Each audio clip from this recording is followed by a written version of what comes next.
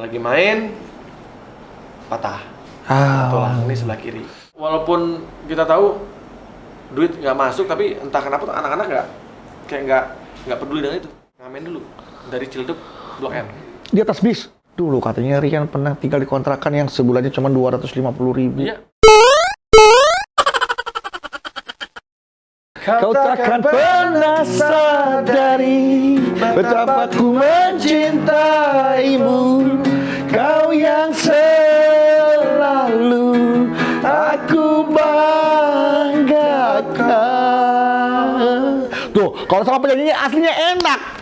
Si Radi tadi main gitar nggak enak, jadi suara gue jadi nggak enak. Beras tuh, ketemu lagi sama gue di Kadal Bedu bersama Rian The Massive, luar biasa. Rian. Tadi apa? Kadal Bedu. Kanal, kalau kanal kanal, channel, bahasa Indonesia dari channel, kanal. Kayak banjir, kanal timur, saluran itu namanya. Rian The Massive. Siap. Rian The Massive ini kalau kita mengenal beliau nih sebagai seorang musisi. Tapi sebelum kita menanya lebih jauh, kita tanya dulu kabarnya. Apa kabar Rian The Massive? Alhamdulillah baik sekali. Baik sekalinya ini apa yang bisa diceritakan ke tim Beras nih, berdua keras? Tetap berkarya, tetap kreatif, tetap bikin konten, tetap melakukan banyak kegiatan walaupun kita tahu pandemi ya. Tapi bukan berarti kita harus berdiam diri. Pokoknya apa yang bisa jadi Sesuatu duit. Oke, apa yang dikutip oleh Mas Bedu ya tadi. Iya. Ya. Apa yang bisa jadi duit, duit. Ya, Yes. itu bagus sekali quote-nya. Oke, bagus. Oke. Nah, kita tahu Rian The Massive adalah seorang musisi, tapi ternyata Beras, Bedu garis keras, bahwa Rian The Massive dalam perjalanan hidupnya pernah ikut seleksi tim sepak bola U14. Apa betul? Is that true? Ini kayaknya mencari infonya mantap juga nih. Wah, iya dong. Keren juga. Iya dulu. Karena Kanal Bedu harus menjadi channel yang memberikan informasi dan edukasi untuk Ya jadi dulu sebenarnya dari kecil tuh mimpinya pengen jadi pemain bola. mimpinya. Ya, jadi pemain sepak bola karena Di usia berapa tuh mimpi itu?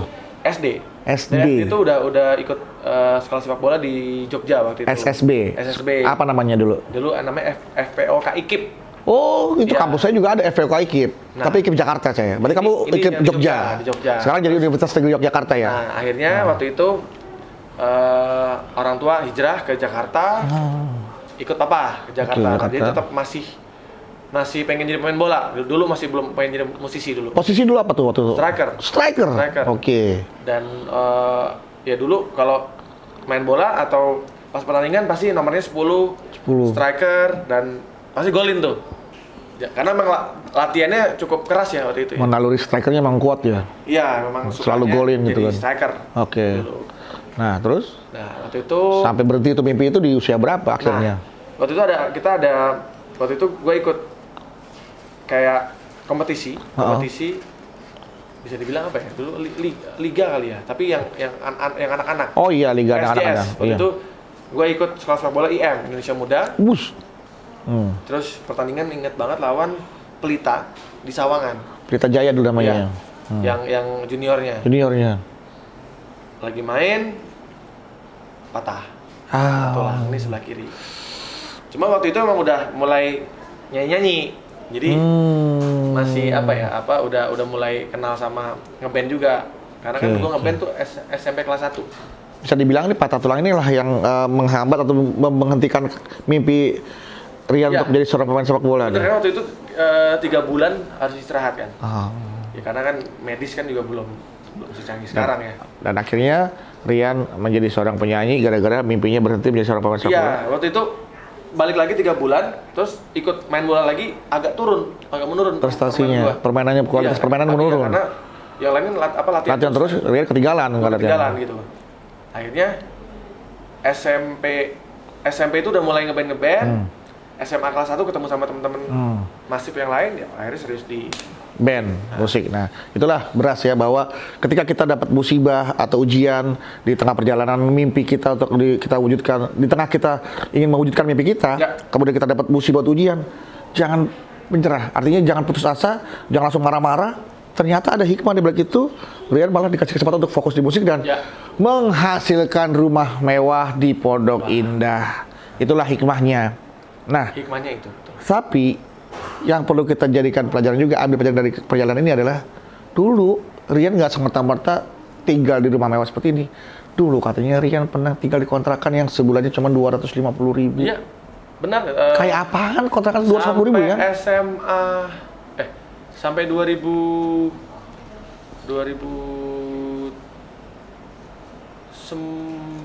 masih. Album pertama itu belum beli rumah juga. Album pertama belum beli rumah? Belum. Itu kan meledak banget kan? Iya, 2009 baru. 2009 baru beli rumah? 2009 itu udah mulai turun royalti, barulah beli rumah untuk mama di Ciledug. Untuk mama dulu, bukan buat Rian dulu nih? Enggak, untuk mama dulu. Untuk orang tua dulu? Luar biasa, orang tua diprioritaskan, makanya nggak heran kalau Rian tuh sukses sampai seperti ini. Setelah beli rumah buat orang tua, barulah pelan-pelan beli ruko. Beli ruko, bukan buat tinggal, malah buat usaha. Buat usaha dulu. Usaha mama? Usaha Rian. Usaha Rian juga, Ya, oke. Jadi disitulah membangun banyak jaringan usaha, peluang dan bisnis. Jadi ada restoran, ada studio musik, ada manajemen dan juga jadi mengelola konten kreator. Oh. Gitu. Tahun 2009 tuh? Enggak, 2000 itu udah kesini, udah 2000. Kalau beli rukonya sekitar 2016. 2016, berarti baru-baru aja. Ya. Berarti Rian yang sendiri, tempat tinggal sendiri tuh sampai tahun 2016 belum punya tuh? Kalau yang akhirnya pindah ke Kemang itu 2000 setelah menikah, 2012. Oh, 2012 itu udah punya rumah sendiri berarti di Kemang ya? Cuma oh iya benar, sorry salah. Jadi 2016 baru beli ruko untuk usaha. Usaha, jadi beli rumah dulu berarti di Kemang.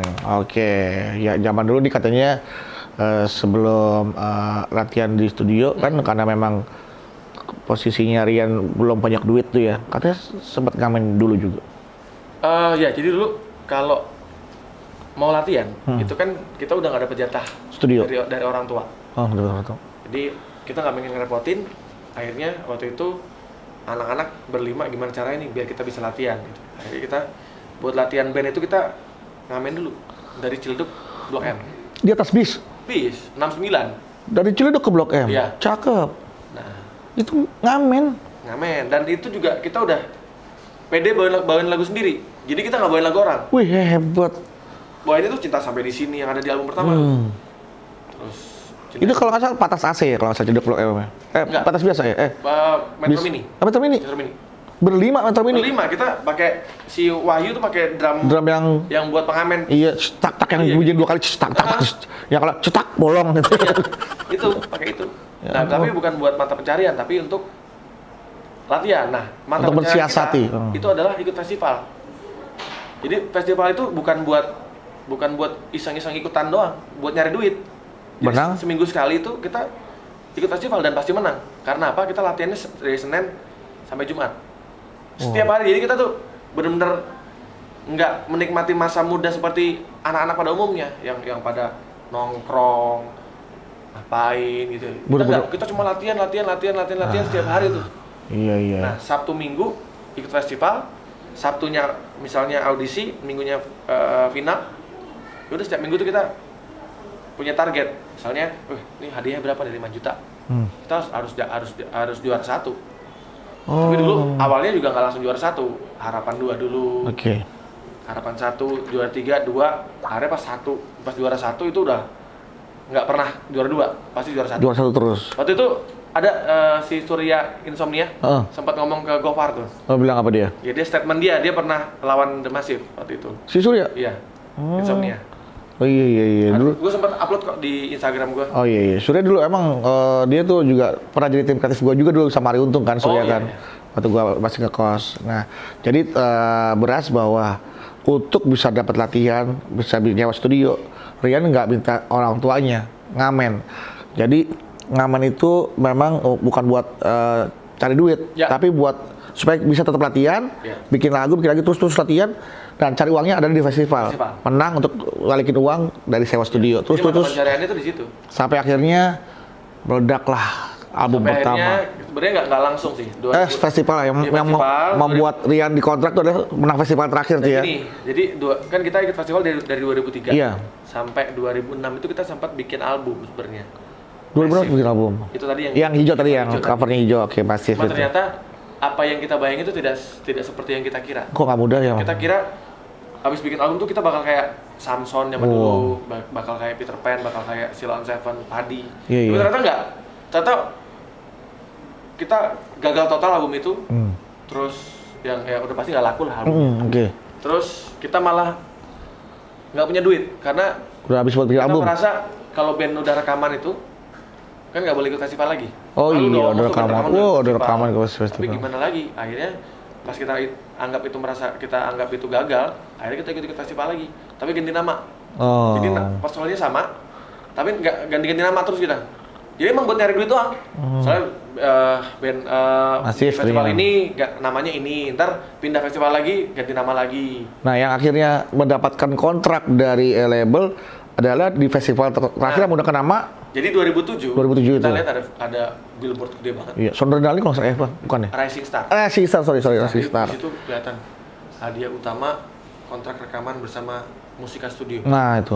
Yang waktu itu kita juga sempat ngirim demo, ditolak. Musika. Nah, Musika pernah ditolak. Musika sama Bu Acin. Bu Acin dulu, tapi kita nggak tahu kayaknya nggak nyampe juga sih. Nah, mungkin jangan paling nyampe di meja siapa gitu kali. Dan beberapa label-label besar kita juga pernah ngirim demo, itu banyak ditolak. Ya emang begitu. Kita ditolakin, bahkan ada yang bilang, oh menye-menye lagunya ada. Ada yang disuruh, kita sempat diusir juga ada juga. Ya Allah. Kita pernah ngalamin itu, ngirim demo diusir. Nah, tapi ternyata jalan kita tahun 2007 ada festival itu, karena kita udah mental juara, kita udah sering festival. Entah kenapa kita bilang kita pasti menang nih. Bukan sombong, tapi emang tahu kita udah yakin karena mental kita udah kebentuk kan, kita udah sering festival gitu. Dan akhirnya kita ikut festival, kalau nggak salah ada 3.000 band seluruh Indonesia, dari Sabang sampai Merauke. Kita ngelewatin, ya waktu itu ada audisi menang, akhirnya ke regional, akhirnya ke final nasional. Waktu itu salah satunya Geisha. Oh, Geisha juga tuh. Yang itu Geisha masih sendiri, bukan sama Geisha tuh udah grup ya, Geisha, sorry. Geisha. Vokalnya sama Momo. Nah, itu mereka nggak juara, mereka hanya finalis aja. Finalis. Nah, yang juara satunya itu The Massive. Oke. Nah, ini lucu karena waktu itu kita kan bikin festival kita ganti-ganti nama tuh buat nyari duit doang. Akhirnya pas ikut festival ini kita balik lagi ke nama yang asli kita, Massive. Karena buat kita Massive itu artinya bagus banget. Lebih besar ya kan. Sesuatu yang besar. Sesuatu yang masif. Iya. Masif, terencana, sistematis dan masif, terstruktur. Dan masif. Iya itu. Kayak kerusuhan kemarin dong berarti. Jadi masif, terstruktur dan terencana. Iya. Dan buat gua nama adalah doa ya. Iya benar. Jadi kita balik lagi ke masif dan ternyata itu yang bikin kita akhirnya juara. Tapi saat kita juara ternyata harus dirubah namanya. Jadi The Massive. Dengan spellnya agak dipermudah lah. The Massive. Ya kenapa diubah? Karena waktu itu sudah ada yang hakiin nama Massive itu. Oke. Artinya Massive tuh kalau bahasa Indonesia lebih, kalau bahasa Arabnya berkah. Berlebihan lebih yang baik itu berkah. Massive. Ya. Oke. Akhirnya disitulah Ria The Massive dikontrak sama label, The Massive dikontrak sama label, meledak. Nah, album meledak tapi katanya Rian nggak megang duitnya. Bagaimana ceritanya Rian? Betul, jadi 2006 kita pernah bikin album. Itu ada yang jadi yang biayain kita lah gitu. Investornya lah. Investor ya, yang modalin kita itu kontrak sama orang itu dan waktu itu karena kita merasa albumnya gagal, kita kabur. Ya namanya anak muda ya. Iya, siapa nih mau ini gimana nih? Kita udah nggak ngelihat itu ada kontrak gitu kan. Kita nggak ngerti. Ya, hajar aja orang baru lulus SMA kan. Udah kabur aja kita. Pokoknya intinya ini menurut kita ini gagal aja album ini. Akhirnya satu momen pas akhirnya muncul di TV kita pemenang disomasi bahwa itu adalah band saya. Saya sebagai orang yang punya hak atas nama band itu. Karena masih ada kontrak kan. Akhirnya saat itu album meledak tapi kita masih ada masalah. Jadi masih ada sengketa lah. Masih ada sengketa lah gitu ya. Ya akhirnya sengketa kepemilikan ya. Akhirnya kita tetap jalan tanpa aku ngerasain duitnya. Ya, itu gimana tuh? Setahun tuh ada tuh. Jadi sampai gue beli sepatu aja nggak bisa. Kalau tuh orang udah tahu dia ada masif duitnya udah banyak, album udah meledak loh itu. Jadi gue tuh sampai diomelin waktu itu ke bandara tuh suka pakai sendal swallow. Saking nggak bisa beli sepatu tuh gue cuma punya satu. Karena itu kan turnya panjang. Dari Lampung sampai ujung kan. Oh, itu terus lagi dipakai. Jadi ya gue simpen lah sayang. Simpen sayang kalau becek itu kan jempol juga bisa busuk sepatunya itu aja ya. Sampai ditegur sama manajemen kan. Rian, kamu harus lebih rapi lagi. Ya, maksudnya gue sayang kan. Akhirnya ya tetap jalan walaupun kita tahu duit nggak masuk, tapi entah kenapa tuh anak-anak nggak peduli dengan itu, senang aja karena masih muda kali ya, jadi nggak mikir duitnya. Nah akhirnya jadi buat gue tuh ketika penonton nyanyi lagu gue tuh udah jadi kepuasan batin ya. Kepuasan batin, jadi kayak sesuatu yang udah terbayarkan gitu. Iya, jadi kita nggak mikir tuh kalau kita nggak punya duit saat itu. Oke. Setahun akhirnya kita ya udah mulai masalah, udah mulai ngerti, kita hire lawyer, dan lain akhirnya diselesaikan sengketanya, mereka datuinlah royaltinya. Akhirnya baru bisa beli rumah buat mama. Wow, Masya Allah. Bisa beli rumah buat bisa beli ruko dan lain-lain. Itu luar biasa tuh ya, Beras ya. Jadi kalau udah sukses aja masih banyak ujian. Betul. Ya, apalagi belum sukses. Tapi lu nggak mau ujian, jangan hidup ya. Hidup itu penuh dengan ujian, cobaan. Orang lain waktu itu nggak tahu, maksudnya. Orang itu nggak tahu ya. Oke. Kalau yang tahu sih sedih pasti. Pasti sedih. Nah, dari ngomong-ngomong kesedihan kan banyak banget nih lagu-lagu dari The Massive yang nuansanya tuh mellow, sedih gitu kan. Nah, ada juga yang memberikan semangat walaupun sedih juga. Dari sekian banyak lagu-lagu The Massive nih, mana yang punya kesan tersendiri yang kayaknya gue paling the best lah, paling berkesan dalam. Gue kalau ditanya itu agak susah karena buat gue lagu itu kayak anak ya. Oh, kita harus adil ya terhadap lagu itu. Maksudnya ya gue selalu suka sama semua yang lagu-lagu yang gue tulis itu. Tapi kalau ngomongin soal lagu mana yang spesial, semuanya spesial. Spesial, oke. Jadi semuanya punya cerita juga. Cinta Imunuku itu lagu yang gue bikin waktu SMA. Suka sama seseorang, ditolak berkali-kali, jadilah lagu itu. Terus misalnya lagu Di Antara Kalian itu lagu yang gue bikin pas lagi di Metro Mini. Itu lagu jadi kayak cinta segitiga ya? Iya, tapi itu lagunya gue bikin waktu gue pulang sekolah. Naik metro Mini. Terus kan kalau misalnya kita duduk belakang ada kacanya tuh. Iya. Nah, itu kacanya bolong. Huh? Kacanya bolong. Iya. Asap kena nih. Asap motor kan masuk yang kan knalpotnya gede itu ke belakang kena. Itu pas di situ jadi belepotan asap tapi jadi lagu. Gitu. Terus Jangan Nyerah juga salah satu lagu yang buat gue itu impact-nya luar biasa ya. Jadi ya karena waktu itu ada masalah itu yang waktu kita nggak 1 tahun itu. Kalau Jangan Menyerah itu. Lahirnya Jangan Menyerah. Kenapa? Karena gue melihat anak kanker, pengidap kanker. Namanya Restu. Nah, Restu itu baru meninggal kemarin 2020. Iya. Penghujung 2020. Jadi gue belajar dari Restu sebenarnya. Ternyata orang yang hidupnya lebih berat dari kita, dia bisa lebih semangat. Nah, gue cuma nggak punya duit doang setahun. Iya. Gue masih bisa makan, masih bisa hidup, badan gue masih lengkap, masih bisa lari, dan Restu diamputasi di kursi roda dari kecil, kakinya udah satu nggak ada, kanker, tapi semangatnya luar biasa. Orang-orang yang sehat.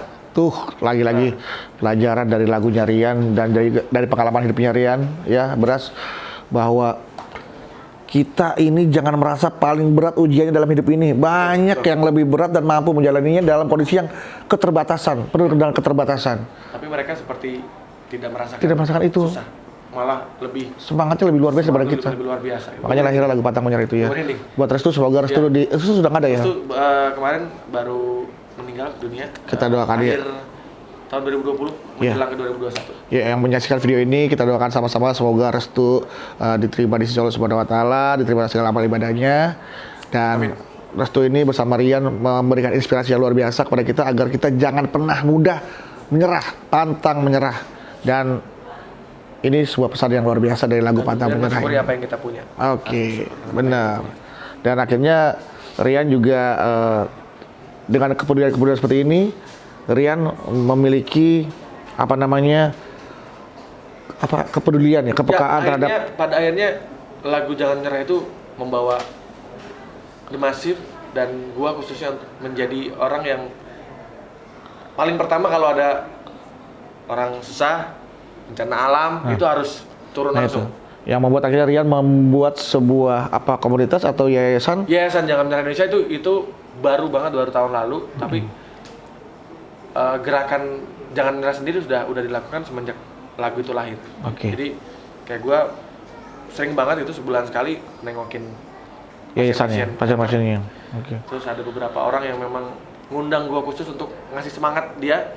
Jadi gue terbang misalnya ke beberapa daerah kayak misalnya di Bali, terus di Medan waktu itu. Gue cuma datang nyanyiin lagu Jangan Nyerah, udah gitu aja gitu, maksudnya gue selalu itu aja pekerjaannya. Iya, jadi ngasih semangat. Ngasih semangat aja dengan datang jauh-jauh hanya untuk menyanyikan satu lagu, Jangan Menyerah, selesai pulang. Jadi concernnya memang ke anak-anak. Pada akhirnya kemarin di 2020 gue membuat sebuah yayasan Jangan Nyerah Indonesia yang memang itu menjadi tempat gue untuk bisa bermanfaat untuk orang lain. Itu buktinya ya bahwa. Dan concernnya adalah gue ingin menyelamatkan mutiara-mutiara Indonesia yang nggak terjamah. Jadi kan banyak sekali anak-anak yang nggak dapat kesempatan untuk menunjukkan siapa dirinya. Satu, dia kriterianya adalah dia itu anak yang di bawah garis kemiskinan, tapi dia punya talenta, dia punya mimpi yang besar, dan dia secara akademis pintar. Jadi gue ada kriteria. Kalau sekarang kan mudah sekali, dan maksud teman-teman juga banyak yang melakukan seperti itu kan. Mirip, dia akan jadi anak disekolahin, suaranya enak, dia akan jadi anak, dibikinin lagu meledak. Mereka juga mendapatkan value, keuntungan. Kalau Rian kan, mohon maaf nih, Rian tuh harus banyak mengeluarkan dana, apalagi yayasan kan bukan cuma satu anaknya Rian. Dan itu nggak sedikit lagi yang yayasan tuh organisasi, kalau nggak darahnya itu adalah dana. Dari mana Rian bisa dapat dana sebanyak itu untuk ngurusin anak-anak gitu? Ya awalnya pakai dana pribadi. Dana pribadi, jadi kayak gue datang tuh ya jemput, misal datang ke lokasi bencana ya pakai pribadi aja. Pribadi kan, ya alhamdulillah ada rezeki kan gitu. Jadi ya gue menginvestasikan hidup gue untuk orang lain juga. Ya bagaimana caranya kita bisa bermanfaat kan. Dan akhirnya gue coba concern ke anak-anak, karena gue itu dulu gue juga pernah jadi anak-anak. Tahu rasanya gimana jadi anak-anak yang butuh kasih sayang, butuh perhatian. Bukan hanya itu aja, gue mencari anak-anak yang habitnya itu punya mimpi yang besar. Dia punya skill, karena mungkin kalau pemerintah udah nggak kejamah karena banyak banget masalah yang ada di Indonesia. Udah ya. Kementerian Sosial aja nggak mampu menjamah itu ya. Ya sebenarnya gue di sini membantu pemerintah. Kalau banyak orang yang bilang apa yang bisa dikasih buat pemerintah, apa yang dikasih pemerintah buat kita, kalau gue balik. Apa yang bisa kita kasih untuk negara ini? Dengan ngasih. Jangan banyak menuntut, tapi kita kalau bisa lebih banyak memberi dibandingkan menuntut. Karena itu akan menjadi lebih bermanfaat untuk hidup kita. Biasa. Kalau seandainya orang Indonesia kayak Rian semua nih, jangan banyak menuntut kepada pemerintah, ya. Kita berikan apa yang bisa kita berikan pada pemerintah, itu bangsa kita udah pada maju pasti ya, untuk negara kita. Gue concernnya ke anak-anak, karena kalau kita membangun anak-anak itu dan kita antar mereka menjadi orang yang sukses, mereka akan membangun rumahnya dia sendiri. Nah, mereka pasti akan mengajak lagi, akan menularkan lagi kebaikan-kebaikan sama yang seperti Rian kerjakan. Itu sama aja Rian tuh menebarkan virus kebaikan gitu ya. Kebaikan untuk anak-anak lagi diajarkan untuk menebarkan kebaikan, semua terus akhirnya kebaikan tersebar luar biasa. Ini sebuah pencapaian yang buat gue tuh nggak semua orang mampu melakukan hal yang seperti Rian lakukan. Mengajarkan kebaikan, mengeluarkan apa yang bisa Rian punya, bisa Rian kasih semuanya, waktu, tenaga, pikiran, materi, semuanya Rian kasih untuk bisa membantu anak-anak menggapai mimpi-mimpinya. Ya, dan akhirnya sekarang karena banyak gerakan gue yang terlihat di media, dan alhamdulillah sekarang banyak sekali donatur-donatur juga yang akhirnya membantu gitu, luar biasa. Melihat gerakan yang sudah dilakukan. Oke, itu pencapaian luar biasa. Ya. Apalagi nih yang ingin Rian capai dalam hidup Rian nih? Rian udah punya yayasan, udah punya keluarga yang luar biasa, anak-anak yang pinter, terus karir yang juga luar biasa. Apalagi yang pengen Rian punya dan pengen Rian capai nih dalam kehidupan Rian? Mimpi sebenarnya masih banyak ya. Masih banyak ya? Masih banyak. Salah satunya aja apa yang belum tercapai deh? Yang pengen Rian kejar lagi nih? The Massive bisa keliling dunia dengan lagu-lagu berbahasa Inggris. Keliling dunia? Dengan lagu berbahasa Inggris. Lagu berbahasa Inggris. Berarti harapannya world tour ya? Iya. Kita pengen punya album internasional. Internasional. Terus diproduksi sama musisi internasional. Amin. Ya, itu mimpi sih. Tapi sangat mungkin diwujudkan dengan band sekelas The Massive tuh itu sangat mungkin untuk diwujudkan. Mudah-mudahan aja. Amin. Kita doakan The Massive bisa mencapai mimpinya ya, dan mimpinya ini bisa diwujudkan dan bisa menginspirasi kita semua untuk bermimpi yang tinggi, bermimpi yang bermimpi yang besar. Karena kalau kita nggak punya mimpi yang besar, nggak usah lah. Dengan kita tidur aja terus, ya kan. Kalau kita punya mimpi yang besar, yuk kita bangun, kita wujudkan mimpi itu menjadi kenyataan. Ya, bangun dan bergerak, berusaha, berdoa sekali lagi. Ya. Hasilnya hak prerogatif Allah. Ya. Kita yang penting usaha dan doa terus. Yang penting kita jangan pernah. Jangan pernah melupakan orang yang pernah membantu kita. Betul. Jangan pernah menyakiti orang yang mencintai kita, dan jangan pernah melupakan orang yang membantu kita. Jangan pernah lupakan, jangan lupakan sejarah tuh orang yang pernah membantu kita. Jangan pernah menyakiti orang yang menyayangi kita. Jangan pernah menyakiti orang yang menyayangi kita. Gimana kalau kita nyanyikan lagu Jangan Pernah Menyerah saja? Jangan menyerah, jangan menyerah aja deh. Jangan menyerah. Oke, dan ngomongin masalah gitar terakhir. Sebelum kita nyanyikan lagu Jangan Menyerah, lelang gitar untuk apa, Rian? Oh iya, kemarin kita tahu banyak bencana alam di sini. Iya. Kebetulan gue juga sempat turun langsung ke lokasi bencana di Kalsel. Kalimantan Selatan banjir dan sempat ketemu sama Pak Presiden juga, sempat foto bareng. Wah, luar biasa, ini bukti nih. Kita tahu banyak sekali, nggak cuma di Kalsel ya. Kemarin sempat ada di Subang banjir. Banjir bandang itu. Di Semarang. Palembang, Sumatera Selatan ya? Kalsel, di Semarang. Di Semarang. Semarang. Oh, Semarang terbaru di Semarang ya? Mamuju kan gempa. Iya, gempa. Jadi banyak sekali yang masih perlu banyak yang masih perlu pertolongan. Oke. Jadi buat gua ini adalah saatnya gua untuk bisa bermanfaat lagi untuk orang lain, untuk banyak orang, untuk alam semesta. Jadi akhirnya kemarin melelang satu gitar yang sangat gue sayang. Gitar ini menemani perjalanan hidup gue juga.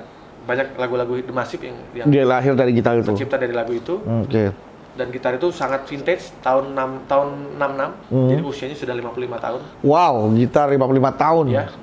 Senarnya masih bunyi? Kalau senar kan diganti. Oh, senar bisa diganti. Ya. Tapi kalau bodinya kan itu yang susah. Dan akhirnya kemarin cukup berat melepasnya, tapi buat gue ini adalah cara gue itu tadi cara gue untuk memberikan apa yang bisa kita berikan untuk negara ini. Betul. Gitu. Katanya kalau kita ingin memberi, ingin beramal, ya berilah sesuatu yang memang masih berharga dalam hidup kita, dalam diri kita. Gitu. Misalkan ya kalau cuma 10.000, 1.000, 5.000 mah nggak ada artinya gitu kan. Tapi ini kan barang berharga. Ketika kita harus lepas untuk membantu orang lain, nah itulah yang benar-benar nilainya besar. Jadi mudah-mudahan apa yang Rian lakukan ini dengan beramal melelang gitar kesayangannya, amin, untuk membantu saudara-saudara kita yang tertimpa musibah, ini menjadi kebaikan buat Rian dan juga keluarga. Amin. Panjang umur buat Rian, sehat, pokoknya karirnya juga terus naik, lancar, murah rezekinya. Dan yang paling penting ini sekali lagi nih, bukti bahwa Rian ingin menjadi orang yang bermanfaat dengan cara yang seperti ini. Yuk dicontoh. Kalau kamu ingin jadi orang yang bermanfaat buat orang lain, lakukan sesuatu yang bisa meringankan beban orang lain. Entah dimulai dari teman, dari saudara, teman, sahabat, tetangga. Yuk lakukan apapun yang bisa kalian lakukan, sekecil apapun. Ya, minimal menjadi pendengar yang baik untuk masalah teman, sahabat kalian. Ya, syukur-syukur bisa membantu dengan tenaga, pikiran, dengan materi seperti yang Rian The Massive lakukan. Oke. Dan jangan menyerah untuk mengejar mimpi-mimpi kalian, mewujudkan cita-cita kalian, dan jangan pernah menyerah ketika tertimpa musibah. Ingat, masih banyak saudara-saudara kita yang mengalami musibah yang lebih berat daripada yang kita hadapi sekarang ini. Jangan menyerah karena kita punya. Jangan menyerah terhadap masalah-masalah yang kita punya. Tidak ada masalah besar dalam hidup ini. Yang kita punya adalah Allah yang maha besar, yang membuat masalah menjadi kecil untuk kita hadapi. 3 kunci yang dari Rian Masif katakan: jangan lupakan orang yang berjasa kepadamu, jangan sakit, jangan hati orang yang menyayangi, menjagamu, dan jangan pernah bohongi orang yang percaya kepadamu. Rian Masif, terima kasih sekali lagi untuk waktunya. Sukses untuk Rian dan keluarga, ya. Dan kita nyanyi sama-sama yuk lagu Jangan Menyerah. Syukuri apa yang ada, hidup adalah anugerah. Tetap jalani hidup ini, melakukan yang terbaik. Tuhan pastikan menunjukkan kebesaran dan kuasanya bagi hambanya yang sabar dan tak kenal putus asa. Jangan menyerah, jangan menyerah, jangan menyerah.